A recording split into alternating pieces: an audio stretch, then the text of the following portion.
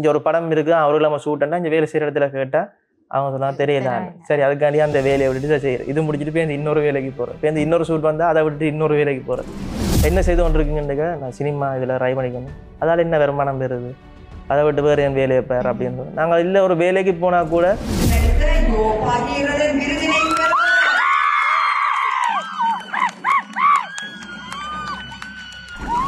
இது என்ன எங்களை மாதிரியே காய்ச்சி கொண்டிருக்கிறீர்கள், இந்தியா மாதிரி இல்லையே அப்படின்னு சொல்லிடணும். சிலர் இந்தியா அந்த அவங்களோட பேச்சு வழக்கு மொழியில் எடுத்த ஒரு சில பேர் சொல்லிவினோம், என்ன நீங்கள் இந்தியாக்கள் மாதிரி காய்ச்சி கொண்டு எங்களோட மொழி எங்களோட மண் சார்ந்து கதைங்க அப்படின்னு சொல்லிடணும். பர்த்டே ஷூட் செய்கிறதா இருந்தால் கூட அந்த பர்த்டே ஷூட் கூட கத்தி வச்சு இப்போ ரொலெக்ஸ் எப்படி என்ட்ரி கொடுப்பாரோ அதே மாதிரி பைக் எல்லாம் வந்து அப்படி ஒரு முகத்துக்குள்ளே தான் அப்படி போகிறோம். அந்த காலத்தில் பயணித்த ஒரு ஆளாக இருந்திருக்கிற சத்யசீலன் தான். அவருக்கு அது சார்ந்த விஷயங்கள் அது சார்ந்த வழிகள் எல்லாமே தெரியும். நாங்கள் அங்கே ஒரு ஆள் ஒழிச்சு நிற்கிறார், அது தெரியாத மாதிரி நாங்கள் நடிக்கணும். ஆனால் அவர் வந்து சொல்லியிருந்தா அதுக்குள்ள ஒழிச்சு நிற்கிற போய் பாருங்க, அதுக்குள்ள ஒழிச்சு நிற்கிற போய் பாருங்கன்னு சொல்லாங்க. நாங்கள் அப்படியே சரி நீங்கள் இருந்து பாருங்க அதோட சமாளிச்சுட்டு வரோம். உமா அண்ணா மூலமாக வந்த பாட்டு தான் புட்டு பாட்டு. அது 4-5 வருஷத்துக்கு முதல் அந்த பாட்டு வர்றதுக்கு 4-5 வருஷத்துக்கு முதல்ல அவருக்கு ஒரு மெசேஜ் போட்டான். இதே சினிமாக்குள்ளே போகிறதுக்கு பெண்கள் கூட ஆர்வம் காட்டி போகிறது நாங்கள் காணக்கூடிய மாதிரி இருக்குது. நாடக கலைக்குள்ளே வர்றதுக்கு பெண்கள் உரைக்கு சாமான் ஏற்றுறது, கடையில் நிற்கிறோம், மரக்கறி விற்றுருக்கோம், மேசம் வேலை, எல்லா வேலை, பெயிண்டிங் வேலை, எல்லா வேலைக்கும் போயிருக்கிறோம். அப்படி போய்க்கணும் பயணிச்சுக்கணும். இப்போ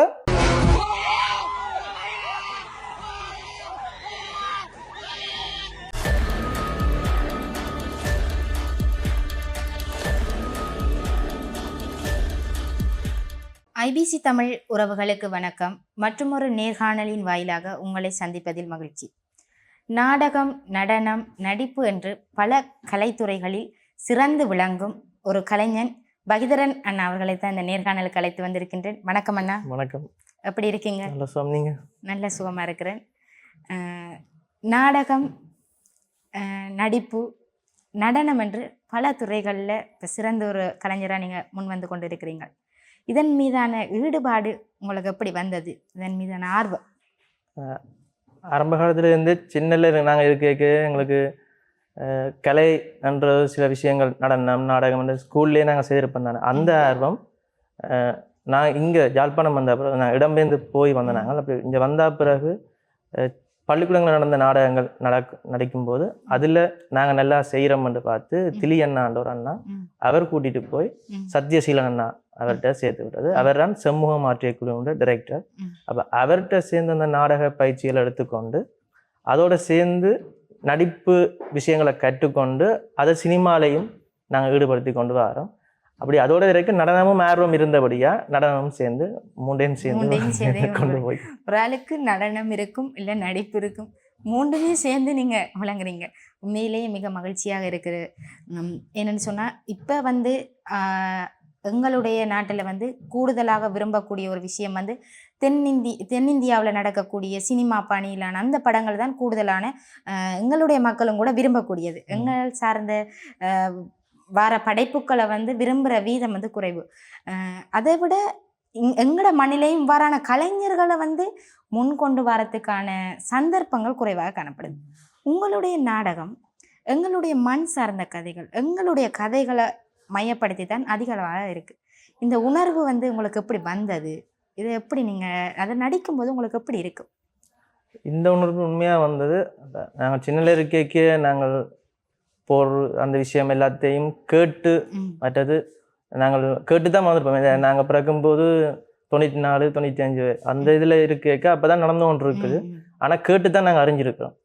ஆனால் இந்த நாடக நான் குழுவுக்குள்ளே போயிருக்க அங்கே என்ன நடந்ததுன்னா அவர் அந்த காலத்தில் பயணித்த ஒரு ஆளாக இருந்திருக்கிறார் சத்யசீலன் தான். அவருக்கு அது சார்ந்த விஷயங்கள், அது சார்ந்த வழிகள் எல்லாமே தெரியும். அப்போ அவற்ற படைப்பில் அவர் எங்களோட மண் சார்ந்த விஷயங்கள், எங்களுக்கு கிடைக்க வேண்டிய விஷயங்கள், என்ன விஷயங்களுக்காக நாங்கள் போராடி கொண்டு இருக்கிறோம், என்ன விஷயம் மாறணும், அப்படியான விஷயங்களை ட்ராமாவில் கொஞ்சம் கொஞ்சமாக சில விஷயங்கள் மக்களுக்கு போய் சேரக்கூடிய மாதிரியும் எல்லாருக்கும் அந்த உணர்வு வரக்கூடிய மாதிரியும் அந்த நாடகங்கள் இருக்குது. அதில் நாங்கள் நடிக்கும்போது எங்களுக்கு இயல்பாகவே அந்த சின்னலேருந்து அந்த விஷயங்களை கேட்டுக்கொண்டே நடிக்கிறது அந்த உணர்வு எங்களுக்கு அப்படியே வந்துருக்கு. அதை நாங்கள் செய்யும்போது சில நாடகங்கள் செய்யும்போது செஞ்சு முடிஞ்ச பிறகு எங்களுக்குள்ள ஒரு இறுக்கமான ஒரு மனநிலையே இருக்கும். அந்த அந்த உணர்வை நாங்கள் உள்வாங்கி அந்த கணத்துல நாங்கள் போய் வாழ்ந்துட்டு வருவோம். நாடகம்ன்றது நிகழ்காலக்கலை, அந்த கணத்துல போய் வாழ்ந்துட்டு வாரு. அப்போ ஏற்கனவே நடந்த ஒரு விஷயம், அந்த அந்த மூமெண்ட்டுக்கு நாங்கள் போய் அதில் இருந்துட்டு வரைக்கும் எங்களோட மனசுலாம் ஒரு பேரமாக இருக்கும். இப்போ நாங்கள் எங்களோட குழுவில் இருக்கிற ஆக்களை எல்லாம் ஹக் பண்ணி அதை கொஞ்சம் ரிலீஃப் பண்ணுவோம். உண்மையிலே ஏனெண்டா அந்த காலத்தில் எங்களுடைய சமுதாயம் பட்ட அந்த கஷ்டங்கள் வந்து இன்று வரைக்கும் ஈடு கொடுக்க முடியாது.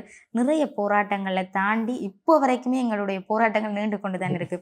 எங்களுடைய சுதந்திரத்துக்காக சரி இருக்கட்டும், எங்களுடைய பேச்சு மொழிக்காக கூட நாங்கள் நிறைய போராட்டங்களை மேற்கொள்ள வேண்டியதாக இருக்குது. இப்போ இந்த நாடகங்களை எங்கள் சார்ந்த நாடகங்களை நீங்கள் ஒவ்வொரு விஷயமா அந்த நாடகத்தில் புகுத்து செய்து கொண்டு வர சந்தர்ப்பங்கள், அந்த இடத்துல நீங்கள் நடித்து கொண்டு வரும்போது உங்களை இப்போ ஒரு ஆள் வந்து சொல்லியிருப்பாங்க, இந்த இடத்துல நீ நல்லா செய்கிறாய் அப்படியான பாராட்டுக்கள் உங்களுக்கு கிடைக்கும்போது எப்படி இருக்கு? முதல்ல நான் சொன்ன விஷயத்துல அது தொடர்படும். அதை நாங்கள் அந்த கணத்துல வாழ்ந்துட்டு வர்றோம்னு சொல்லணும். அப்போ நாங்கள் ஒரு கதாபாத்திரத்தை எடுத்து அந்த கதாபாத்திரமா வாழ்ந்துட்டு வரைக்குள்ள எங்களுக்கு நாங்கள் பெஸ்ட்டாக செய்திருக்கிறோம் இல்லைன்றதெல்லாம் எனக்கு தனிப்பட்ட ரீதியாக எனக்கு அப்படி நான் உணர்றையில அந்த கதாபாத்திரமா நான் இருந்துட்டு வரைக்குள்ள எனக்குள்ள ஒரு திருப்தி ஒன்று இருக்கும். அந்த கதாபாத்திரமா நான் வாழ்ந்துட்டு செய்துட்டு வந்திருக்கிறேன் அப்படின்ற உணர்வு இருக்கும். அந்த உணர்வு பார்த்த ஆக்கள் மத்தியில தாக்கம் செலுத்திக்க அவை வந்து அந்த கேரக்டர் அப்படியே செய்திருந்தீங்க, நல்லா இருந்துச்சு அப்படின்னு அப்படி சொல்லும்போது தான் தெரியும் இப்படி ஒரு சம்பவம் நடந்திருக்கு எனக்கு. ஆனால் எதுவுமே ஞாபகத்துல இருக்காது. நான் அந்த கேரக்டருக்குள்ள இருக்கிறபடியா நான் இப்படியெல்லாம் செய்திருக்கிறேன் என்றது தனிப்பட்ட ரீதியாக எனக்கு தெரியாது. ஆனால் அவங்க சொல்லும் போது தான் தெரியும் இந்த விஷயங்கள் நான் அதில் செய்திருக்கிறேன். அவங்க சொல்லும் போது அது இன்னும் நல்லா செய்யணும் அப்படியான உணர்வு வரும்.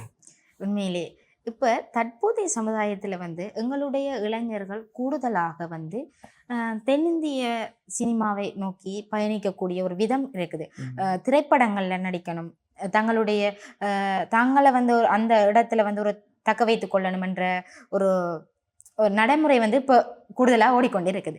அந்த இதில் இருந்து நீங்கள் வந்து இப்போ சற்று திரைப்படத்தில் நடித்தாலும் கூட இந்த நாடகம் என்ற விஷயத்தில் வந்து நீங்கள் அதிகளவாக ஈடுபடுறீங்க. என்ன காரணம்? என்ன காரணம்னு சொன்னால் அந்த நாடகத்தின் மூலம்தான் நாங்கள் எங்கட விஷயங்களை கூட சொல்லி கொண்டு இருக்கிறோம். இப்போ திரைப்படத்தின் மூலம் சொல்லலாம். ஆனால் இப்போ இங்கே இருக்கிற விஷயங்களை பார்த்தா ஒரு குறிப்பிட்ட மக்கள் எங்கட மண் சார்ந்த விஷயங்களை விரும்புகிற மக்களாக இருக்கணும். எங்கட பேச்சு வழக்கு மொழி அது. சில குறிப்பிட்ட மக்கள் தென்னிந்திய சினிமா அந்த விஷயங்கள்லாம் பெஸ்ட்டு, இது என்ன எங்களை அமெரிக்கா வச்சு கொண்டு இருக்கணும். சில பேர் அப்படி சொல்லிருக்கணும். நாங்கள் ஒரு படம் எடுத்தா கூட இது என்ன எங்களை அமெரிக்கா வச்சு கொண்டு இருக்கிறீர்கள், இந்தியா மாதிரி இல்லையே அப்படின்னு சொல்லிடணும். சிலர் இந்தியா அந்த அவங்களோட பேச்சு வழக்கு மொழியில எடுத்த ஒரு சில பேர் சொல்லிக்கணும், என்ன நீங்க இந்தியாக்கள் அமெரிக்கா வச்சு கொண்டு எங்கட மொழி எங்கட மண் சார்ந்து கதைங்க அப்படின்னு சொல்லிடணும். அப்ப எல்லா வகையான மக்களும் இதுக்குள்ள இருக்கிறோம். அப்ப எல்லாரையும் திருப்திப்படுத்தவும் மேலாது. ஒரு கதை அந்த டிரெக்டர் அவர் செய்யற அந்த விஷயங்களை பொறுத்து போகும். நாங்க அதுல ஒரு ஆர்டிஸ்டா தான் நாங்க அதுல இருக்க போறோம். அவர் சொல்ற விஷயத்த செய்ய போறோம். அந்த கணத்துல நாங்கள் அதை வாழ்ந்துட்டு வருவோம். அந்த விஷயத்த உங்களுக்கு தெரியும்ன்ற மாதிரி தான் அந்த விஷயம் இருக்கு. உண்மையிலேயே இப்போ அதிகளவான இப்போ நீங்க ஒரு நடிகராகவும் இருந்திருக்கீங்க, நாடகத்துறையிலையும் பங்கு பற்றி கொண்டு வாரீங்க. நீங்கள் சொல்லுங்க, இப்போ எங்களுடைய ஈழத்தில் வந்து இப்போ வந்து அதிகளவான திரைப்படங்கள் வந்து வெளியாகி கொண்டு வருது. அதே மாதிரி அது வந்து இப்போ இந்தியா திரைப்படங்களோட ஒப்பிட்ட அளவுக்கு அதிகளவாக ஒப்பிடக்கூடிய அளவுக்கு இருக்குது. அதில் வந்து இப்போ 2 வகையான மொழிகள் பயன்படுத்த, அது உதாரணமாக இப்போ இலங்கை படமாக இருக்கும், ஆனால் அதில் இந்தியாவுடைய கதைகள் வந்து புகுத்தப்பட்டிருக்கு. அதே மாதிரி இப்போ இலங்கையாக இருந்தாலும் இலங்கையில் வந்து ஈழத்தின் தமிழ் வந்து சேர்ந்த படங்களும் இருக்கும். இதில் வந்து எது நல்லதாக இருக்கும்? இப்போ நாங்கள் கதைக்கும் போது எந்த மொழி எந்த கதைகள் எங்கள் மக்கள் அதிகம் விரும்பி கேட்கக்கூடியதாக இருக்கும்? அது இப்போ அந்த கதை களம் எதுன்றதை பொறுத்து தான் அது மாறுபடும் என்று என்னுடைய தனிப்பட்ட கருத்து. நாங்கள் ஒரு கொழும்பு சைட்ல ஒரு படம் எடுக்கிறோம்னா கொழும்பு சைட்ல இருக்கிற ஆக்கள் மாதிரி காட்சி தான் அந்த படம் செய்யும். யாழ்ப்பாணத்துல எடுக்கிறோம்னா யாழ்ப்பாண தமிழ் காட்சி தான் எடுக்கணும். பொதுவான படமா எடுக்கும் போது அது எந்த மொழி எந்த மக்கள் நடிக்கணும் அது எந்த சூழலை சார்ந்து இருக்குன்றதை பொறுத்து தான் மாறுபடும். ஆனா அது ஒவ்வொரு படத்துக்கும் மாறிக்கொண்டே இருக்கும்னு நினைக்கிறேன். வேற தனிப்பட்ட இதா மாறிக்கொண்டு இருக்கும். உண்மையிலே நீங்கள் ஆரம்பத்தில் சொல்லியிருந்தீங்க, எங்களுடைய போராட்ட காலங்களில் நாங்கள் சின்ன பிள்ளையாக இருந்தோம். இப்போ வந்து அந்த இதை கதைக்கும் போது எங்களுக்குள்ள ஒரு உணர்வு வருது. இப்போ உங்களோட நாடகத்தை அந்த சத்யசீலன் அவர் வந்து உங்களுக்கு இப்போ அந்த கதையை சொல்லும்போது அந்த கதையை கேட்கும்போது உங்களுக்கு எப்படி இருக்கு? அந்த கதை அவர் சொல்லி கேட்கறதோட எங்களோட அம்மாக்கள் அப்பாக்கள் சொல்லும் போதும் நாங்கள் கேள்விப்பட்டிருக்கோம். நாங்களும் எங்களோட குடும்பத்தில இருந்தும் யுத்தத்தில் உறவுகளை இழந்திருக்கிறோம். அந்த வழிவேதனை அந்த விஷயங்களும் இருக்கும்.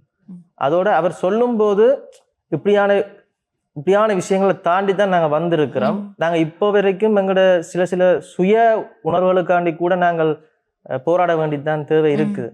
நாங்கள் அதை நோக்கி சில விஷயங்களை செய்து மாற்றங்களை எதிர்கொள்ளாம அதை மாற்றங்களை விரும்பி போகாம இப்ப இருக்கிற எல்லாமே வேற ஒரு ட்ராக்ல போய் கொண்டிருக்கிறோம் என்ற மாதிரி இருக்குது. இப்ப இருக்கிறார்கள் எல்லாருமே ஒரு சினிமாவை நாங்கள் எங்கட விஷயங்களை தெரியப்படுத்துறதுக்காக சினிமா பயன்படுத்தலாம். ஆனா சினிமா தான் இல்லாம போட்டு ஒரு சமுதாயத்தை தான் இப்ப நாங்க பார்க்கக்கூடிய எல்லாருமே இப்ப ஒரு ட்ரெண்டிங் ஆகணும், நாங்க ஒரு செலிபிரிட்டி ஆகணும் அப்படியான ஒரு மைண்ட்ல நார்மலா நான் சொல்ற போறேன்னா ஒரு பர்த்டே ஷூட் செய்யறதா இருந்தா கூட அந்த பர்த்டே ஷூட் கூட கத்தி வச்சு இப்ப ரொலெக்ஸ் எப்படி என்ட்ரி கொடுப்பாரோ அதே மாதிரி பைக் எல்லாம் வந்து அப்படி ஒரு முகத்துக்குள்ளதான் அப்படி போறோம். அதை பிரயோசனமா எங்கட விஷயங்கள் சார்ந்து எப்படி கொண்டுடலாம்னு பார்க்கலாம். ஆனா அப்படி போற சமுதாயம் அப்படின்னு அதை நோக்கி தான் போய்கொண்டிருக்கு. உண்மையிலேயே நீங்க சொல்ற 100% உண்மை. எங்களுடைய சமுதாயம் ஒரு 2 சமுதாயமாக காணப்படுது. ஒன்று எங்களுடைய சுதந்திரத்துக்காக போராடுகின்றார்கள். இன்னொரு சமுதாயம் சுதந்திரம் என்றா என்ன என்று தெரியாமலே ஒரு பக்கம் ஓடிக்கொண்டு இருக்குது. உண்மையிலே இப்போ இந்த நாடகம் என்று பார்க்கும்போது தற்போதைய இளைஞர்களாக இருக்கட்டும், சிறுவர்களாகட்டும், வயோதிபர்களாக இருக்கட்டும் விரும்புகிற வீதம் வந்து இப்படி இருக்குது. அதுக்கு அந்த நாடகக்கலையை ரசிக்கிறதுக்கு ஒரு சில மக்கள் இருக்கணும். அது ஒரு நிகழ்கால கலை தானே. இப்போ நாங்கள் சினிமான்றது ஏற்கனவே நடந்து முடிஞ்ச ஒரு இறந்த கால ஒரு கலையாத்தான் இருக்கும். அதை எடிட் பண்ணி நிறைய விஷயங்கள் செய்துதான் பெறும். அந்த நாடகம்ன்றது அந்த கணத்துல நாங்கள் எங்க பார்வையாளருக்கு முன்னால நிகழ்த்தி காட்டுறது. அப்ப அது ஒரு உயிர் உள்ள கலை என்று நினைக்கிறேன். அந்த கலையை விரும்புகிற மக்கள் அந்த வயது வேறுபாடின்றி அதுல ஈடுபட்டு கொண்டிருக்கணும். அப்படி ஈடுபடுறதுலையுமே பெண்களுடைய வீதம் இப்ப வரைக்கும் நாடகத்துறையில கொஞ்சம் குறைவா தான் இருக்குது. அவங்களோட வீட்டு சூழல் அந்த விஷயம். ஆனா இதே சினிமாக்குள்ள போறதுக்கு பெண்கள் கூட ஆர்வம் காட்டி போறது நாங்கள் காணக்கூடிய மாதிரி இருக்குது. நாடக கலைக்குள்ள வர்றதுக்கு பெண்கள் ஆர்வம் காட்டுறது குறைவா தான் இருக்குது. அதே மாதிரி தான் ஆண்களும் சொல்லலாம், ஆண்களும் அப்படித்தான். ஆனா பெண்களுடைய வீதம் குறைவு அப்படின்னு சொல்லலாம். அந்த சிறுவர்கள் வந்து இப்போ இவ்வாறான நாடகங்களை பார்க்கும்போது இப்போ உங்களுடைய நிறைய சிறுவர்கள் வந்து நாடகத்தில் நடித்திருப்பார்கள். அவர்கள் என்ன சொல்லுவாங்க? சிறுவர்கள் நடித்ததுன்றதை தாண்டி சிறுவர்களுக்கான நாடகங்கள் நாங்கள் கூட செய்திருக்கிறோம். அந்த சிறுவர் நாடகங்கள்ல அவர்கள் இப்ப இதுவரைக்கும் அவர்கள் கேள்விப்பட்ட விஷயங்களை, ஒரு சிங்கம்டா இப்படி இருக்கும், புலியண்டா இப்படி இருக்கும், குரங்கண்டா இப்படி இருக்கும், அந்த கதாபாத்திரமா ஒரு ஆள் வந்து அந்த கேரக்டரா வந்து அதுல நிக்க அவங்களுக்கு சரியான அந்த காட்டுக்குள்ளேயே தாங்கள் இருக்கிற மாதிரி ஃபீல் பண்ணிக்கணும். தாங்களே வெறிவின மேடைக்கெல்லாம் மாறி வந்து நாங்கள் ஏதாச்சும் ஒரு கேள்வி எங்களோட நாடகங்கள்ல கூடுதலா அவைண்ட ஆளுமையை விருத்தி செய்யற மாதிரி தான் எங்களோட நாடகங்கள் இருக்கும். அது குழந்தை சேர்ந்த வழியில தான் அவர்ல இருந்து சில விஷயங்கள் எடுத்துக்கொண்டுதான் பயணிக்கிறார். அதால ஒரு பாடம் படிப்பிக்கிற மாதிரி இருக்கும். மலைக்கு நாங்கள் உதாரணமா இவர் ஒரு விடுகதை மாதிரி கேட்டு சில விஷயங்களை கேட்கறது, அதுக்கு அவங்க பதில் சொல்லக்கூடிய மாதிரி இருக்கு. கடைசியா சரி இவரை என்ன செய்வோம், மன்னிப்போமா, மன்னிச்சு ஏற்றுக்கொள்வோமாண்டா அவையே பதில் சொல்லுவோம், ஓ மன்னிப்போம், ஒருக்கா அவரை மன்னிச்சு விடுவோம் அப்படின்னு.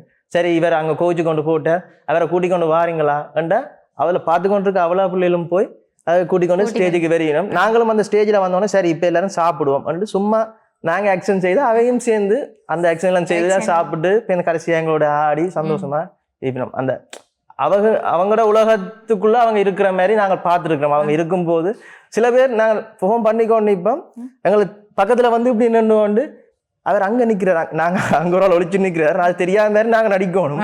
ஆனா அவர் வந்து சொல்லியிருந்தா அதுக்குள்ள ஒழிச்சு நிக்கிற போய் பாருங்க, அதுக்குள்ள ஒழிச்சு நிக்கிற போய் பாருங்கன்னு சொல்லாங்க. நாங்க ஓ அப்படியே சரி நீங்க இருந்து பாருங்க அப்படி சமாளிச்சுட்டு வாரது.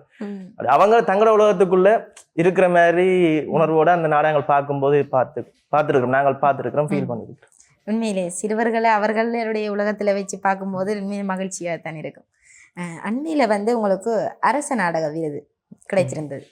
இந்த விருது உங்களுக்கு எப்படி கிடைச்சது? அதுக்கு என்ன நாடகம் நீங்கள் தெரிவு செய்து போனீங்க? நாடகத்திற்காக நடித்த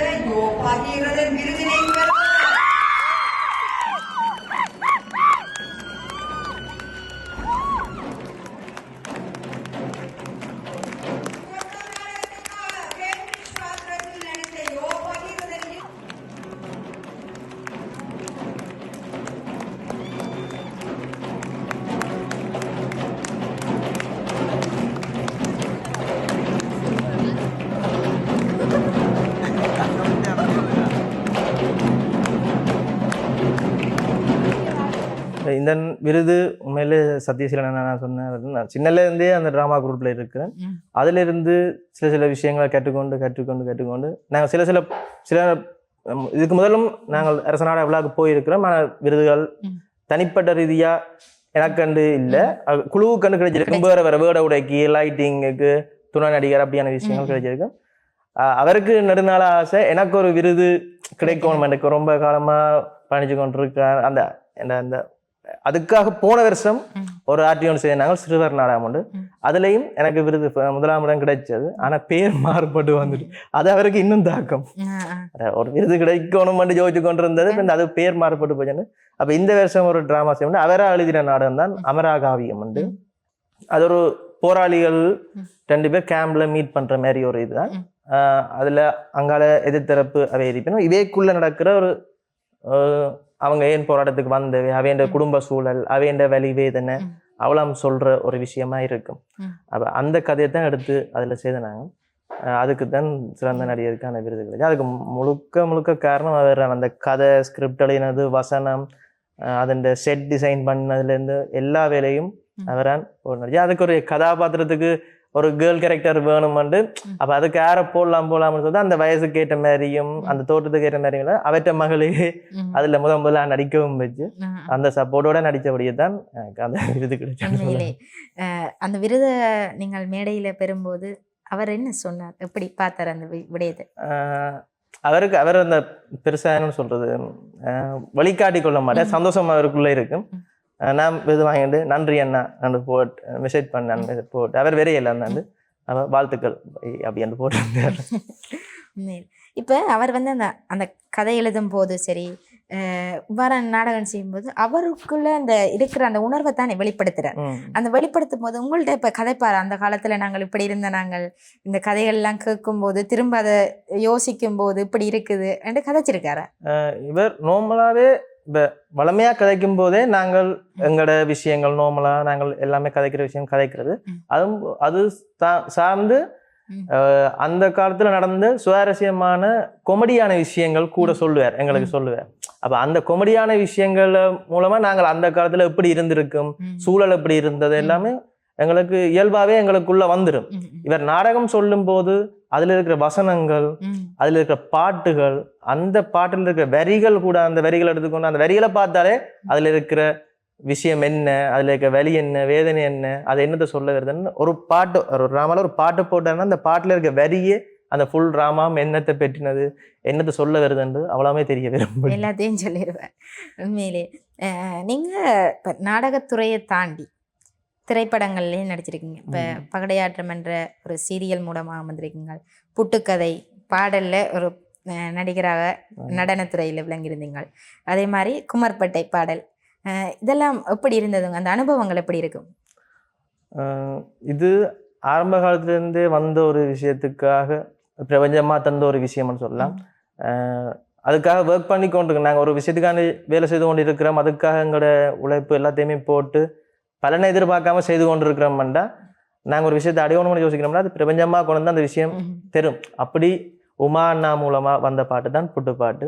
அது 4-5 வருஷத்துக்கு முதல், அந்த பாட்டு வர்றதுக்கு 4-5 வருஷத்துக்கு முதல்ல அவருக்கு ஒரு மெசேஜ் போட்டான், ஆனால் ஏதாச்சும் படைப்புகள் செய்கிறேன்னா சொல்லுங்க. அப்போ திடீரென்று கால் பண்ணி கேட்கும்போது அந்த புட்டு பாட்டுக்கு நடன இயக்குனராக பணிபுரிய வேண்டி வந்தது.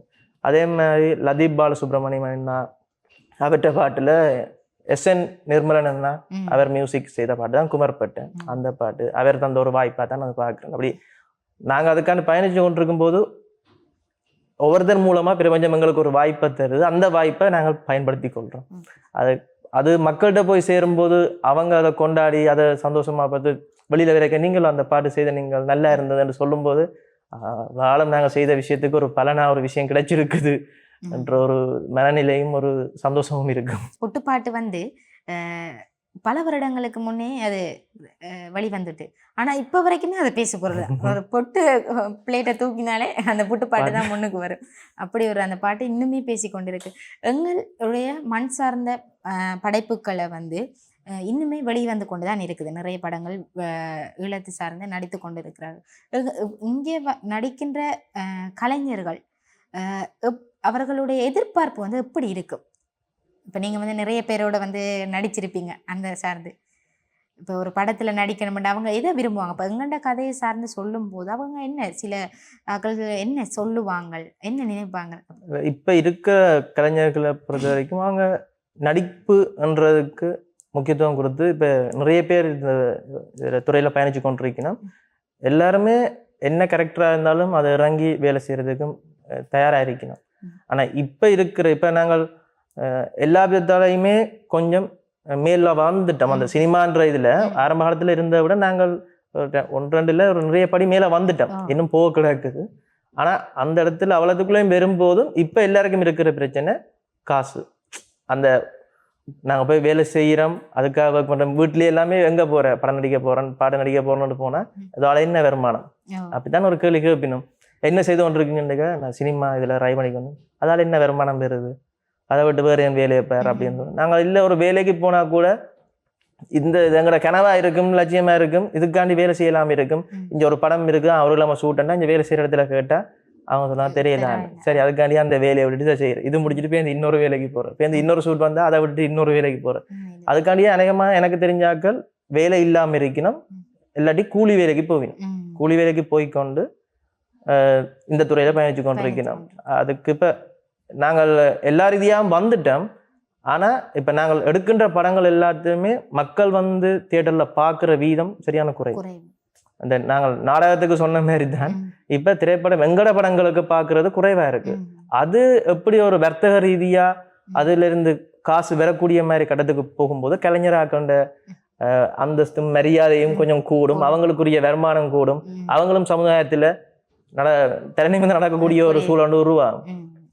அதை நோக்கி தான் இப்போ எல்லாருமே அந்த காசுன்ற விஷயம் இதுல இருந்து வருமானமா ஒரு கொஞ்சம் நாள் வந்துச்சுண்டா தொடர்ந்து பயணிக்கிறதுக்கு எல்லாருமே தயாராகிருக்கணும். உண்மையிலேயே என்னடா இப்போ இது வந்து ஒரு நவீனமான உலகம். இதுல வந்து உண்மையிலே பணம் இல்லைன்னு சொன்னா நாங்கள் எதுவுமே நகர்த்த முடியாத ஒரு கட்டத்துல தான் இருக்கிறோம். உண்மை இப்போ நீங்கள் இந்த துறையில இருந்து கொண்டு, சினிமா துறையில இருந்து கொண்டு, இந்த கலைத்துறையிலும் இருந்து கொண்டு உங்களுடைய வருமானம் வந்து ஈட்டக்கூடிய மாதிரி இருக்குதா, இல்லை வேற ஏதும் தொழில் நீங்க செய்றீங்க? நான் சொன்ன இந்த கலைஞர்னு சொல்லி கொண்டு இருந்தது என்ன பேர் தான் சொல்லி கொண்டிருக்கேன். ஆரம்பது வந்து நான் ஒரு வேலைக்கு போயிடாது, ஒரு கூலி வேலைக்கு தான் போக வேண்டிய கட்டமே. நான் இது வரைக்கும் செய்திருக்கிற வேலையை பார்த்தா ஒரு 15-20 வேலைக்கிட்ட இருக்கு. எல்லா வேலைக்கும் போகிறது, அப்படி ஒரு ஷூட் ஒன்று வந்தால் அவங்க லீவ் தர மாட்டாங்க. ஓகே, நான் எனக்கு இதுதான் முக்கியம் அப்படின்ட்டு அதை விட்டுட்டு வரேன். திருப்பி இது முடிஞ்சோடனே பிறகு ஒரு ப்ரொஜெக்டும் இல்லைன்னா திருப்பி ஒரு கூலி வேலைக்கு போகிறது, உரைக்கு சாமான் ஏற்றுறது, கடையில் நிற்கிறேன், மரக்கறி விற்றுருக்கேன், மேசம் வேலை, எல்லா வேலை, பெயிண்டிங் வேலை, எல்லா வேலைக்கும் போயிருக்கிறோம். அப்படி போய்க்கொண்டே பயணிச்சுக்கணும். இப்போ சினிமா இது கொஞ்சம் வந்தோடனே இப்போ இதில் கொஞ்சம் பயணிக்கக்கூடிய மாதிரி இருக்குது. எனக்கு என்ன பலமான விஷயம் என்னென்னு பார்த்தா, நாடகம் ஒரு குழுவாக அங்கே போய் கொண்டிருக்கபடியா அங்கே ஏதாச்சும் ப்ரொஜெக்டோ இல்லாட்டி ட்ராமா பர்ஃபார்ம் இருந்தால் அதில் ஒரு இன்கம் பெறும். நடனம் சார்ந்து வேலை செய்கிறபடியா கிளாஸ் கொடுக்குறதால அதில் ஒரு இன்கம் பெறும். திரைப்படங்கள் இருந்துட்டப்பாலும் அப்படி வெறுந்தானே அது மற்ற அப்படி சின்ன சின்ன விஷயங்கள், தெரிஞ்ச விஷயங்களை எல்லா விதத்துலையும் வந்து கொஞ்சம் கொஞ்சம் பெறுறபடியா ஒரு மாதம் போகும். சில 2 மாதம் ஒன்றும் இருக்காது, திருப்பி இன்னொரு மாதம் போகும். அதை நான் முதல் சொன்ன கலைஞர்கள் இதுக்காகத்தான் இருக்கணும். அவர்களுடைய காசு வரக்கூடிய மாதிரி இந்த வர்த்தக சினிமாவாக மாறிட்டு தான்டா எல்லாருமே இதில் பயணிக்கிறதுக்கு ஈஸியாக இருக்கு. உண்மையிலேயே உங்களுக்கு எங்களுடைய வாழ்த்துக்கள். நீங்கள் இன்னுமே இந்த நடனம் சார்ந்து அந்த நாடகம்ன்றது உங்களோட நாடகங்களை பார்க்கும்போது ஒரு உண்மையிலே அதுக்குள்ளே போயிருந்து ஒரு உணர்வு ஒன்று கிடைக்கும். அப்படியான கூடுதலாக நீங்கள் வந்து அந்த எங்கள் மண் சார்ந்த நாடகங்கள் செய்யும்போது அதை பார்க்கவே ரொம்ப ஆசையாக இருக்கும். அப்படி நீங்கள் செய்கிறதுக்கு எங்களுடைய வாழ்த்துக்களை தெரிவித்துக் கொள்கிறேன். நன்றி அண்ணா. நன்றி.